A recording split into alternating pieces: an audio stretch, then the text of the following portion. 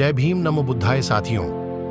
दोस्तों, हम सभी लोग जानते हैं कि हमारे मसीहा, हमारे मुक्तिदाता डॉक्टर बाबा साहेब भीमराव अंबेडकर की हत्या करने के लिए विरोधियों ने कई बार प्रयास किया और हर बार उनका प्रयास नाकाम ही रहा है। ऐसा ही एक किस्सा जो आपके दिलों दिमाग को हिला देगा, आपके रोंगटे खड़े कर देगा, आपको बताने जा रहा हूं। ऐसी जानकारी जो आपको किसी ने आज तक नहीं बताई होगी। तो आइए जानते हैं बाबा साहेब आंबेडकर के हत्या के षड्यंत्र के बारे में। दोस्तों, ये बात सितंबर 1932 की है। गांधी जी के आमरण अनशन का तमाशा चल रहा था। इसका प्रभाव पूरे भारत में फैला। इसका प्रभाव लाहौर के ब्रह्म महाविद्यालय पर भी पड़ा। महाविद्यालय में प्रार्थना सभा के दौरान आचार्य विश्वबंधु जी ने गांधी जी के पश्चिम और बाबा साहब डॉक्टर भीमराव अंबेडकर के विरोध में भाषण दिया।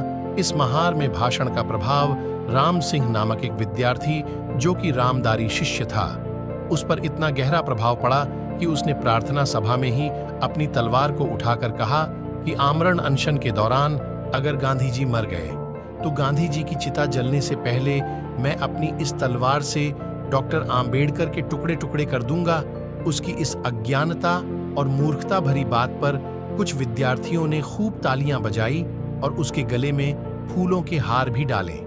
उसमें से एक विद्यार्थी ने राम सिंह से कहा कि अगर वह डॉक्टर अंबेडकर को मारने की प्रतिज्ञा पूरी करेगा तो उसे भी महान देशभक्त शहीद भगत सिंह की तरह इतिहास में हिंदू जातिवाद का रक्षक और शहीद कहा जाएगा। तब उसकी उस बात को सुनकर राम सिंह ने बाबा साहब डॉक्टर भीमराव अंबेडकर की हत्या करने का दृढ़ निश्चय कर लिया।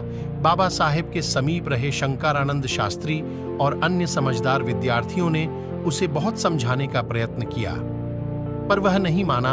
25 दिसंबर 1932 को उसका पुणे जाने का प्रोग्राम बना। उसके लिए बहुत से विद्यार्थियों ने रेल का किराया और खाने पीने के लिए चंदा दिया। शायद वह सपना देख रहा था कि कब पूना पहुंचे और कब डॉक्टर अंबेडकर को मारकर शहीद बने। 24 दिसंबर 1932 को रात्रि में रेडियो पर समाचार प्रसारित किया गया कि डॉक्टर अंबेडकर और गांधी जी के बीच समझौता हो गया है। गांधी जी ने नींबू पानी पीकर अनशन तोड़ दिया है। इस दुखद समाचार को सुनकर उसको महान खुशी हुई, लेकिन राम सिंह का दिमागी सपना भंग हो गया था और वह सबसे बोलना चालना बंद कर दिया था और वह बिना बताए 4 दिन बाद विद्यालय छोड़कर चला गया। शंकरानंद शास्त्री अपने किताब में लिखते हैं, 25 जनवरी 1944 का दिन था। उस घटना को 12 वर्ष बीत चुके थे। मैं उसे घटना को भूल चुका था और मैं अपने ऑफिस में बैठा था। तब चपरासी ने मुझसे आकर कहा, साहब 3 व्यक्ति आपसे मिलना चाहते हैं, और चिट्ठी देता है। उस चिट्ठी पर लिखा था, राम सिंह आपका पुराना साथी, धम्म महाविद्यालय।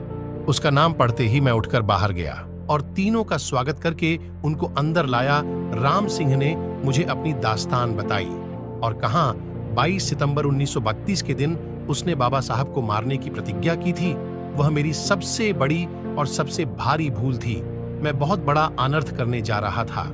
विद्यालय छोड़ने के बाद मैं अपने साथियों के साथ मथला पंजाब से नई दिल्ली बाबा साहब से मिलने गया। उनके पवित्र दर्शन करते ही मुझे एहसास हुआ कि मैं अपने संरक्षक, अपने मार्गदाता के पास हूं। बाबा साहेब के प्रति मेरी नफरत भरी सोच प्रेम में बदल गई और मेरे मन में उनके लिए सबसे ज्यादा इज्जत हो गई। मैं बहुत मूर्ख था जो गांधी जी के रास्ते पर चल गया और ऐसे महान सच्चे एक कार्य नेता को मारने की प्रतिज्ञा कर बैठा। दोस्तों, बाबा साहब के दर्शन करने पर हमारे सभी लोगों पर ऐसा ही प्रभाव पड़ता है।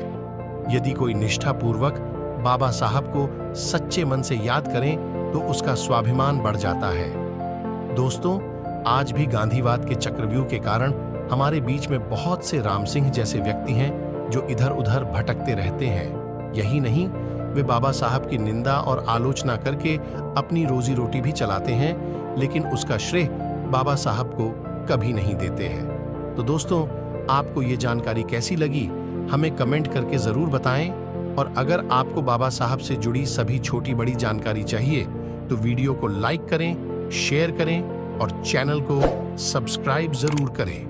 जय भीम, नमो बुद्धाय।